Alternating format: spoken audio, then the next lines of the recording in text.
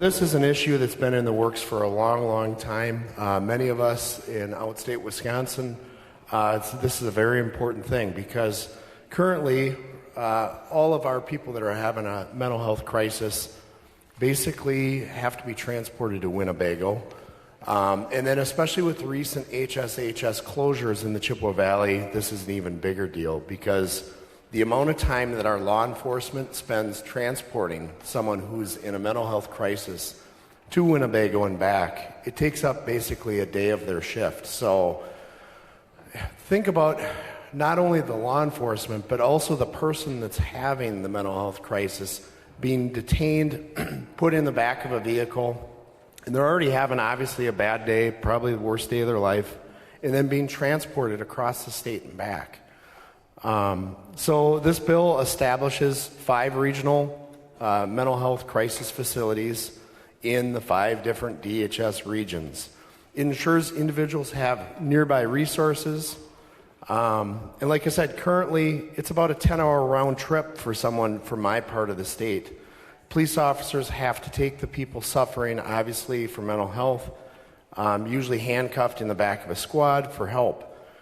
It takes a long time, which is valuable during a mental health crisis, ties up valuable resources. This bill creates opportunity for local law enforcement to more quickly get individuals in crisis to the necessary resources.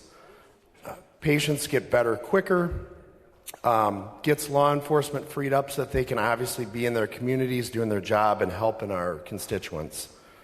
Facilities allow individuals in crisis to attain help closer to their families and access to the critical care that they need at the time they need it. For licensure, a crisis urgent care and observation center must accept both involuntary and voluntary adult patients, may admit youth but are not required to, welcome walk-ins and individuals brought in by law enforcement, EMS, and crisis workers, require no medical clearance before admission, conduct assessments for physical health, substance abuse, and mental health disorders, fulfill the basic needs of patients, including medication, ensure safety and security of both staff and patients. And these centers are designed to operate 24 hours a day, 7 days a week, with adequate staffing at all times. It's going to coordinate a hub and spoke health home pilot program or similar follow-up care for patients. In the 23-25 budget, there was an allocated $10 million for DHS to grant funds for developing and supporting these facilities. This empowers DHS to design and execute the grant program and seek Medicaid reimbursement for these facilities as well. Amendment 1 just elaborates on the details DHS must report to Joint Finance and permits DHS to inspect these facilities.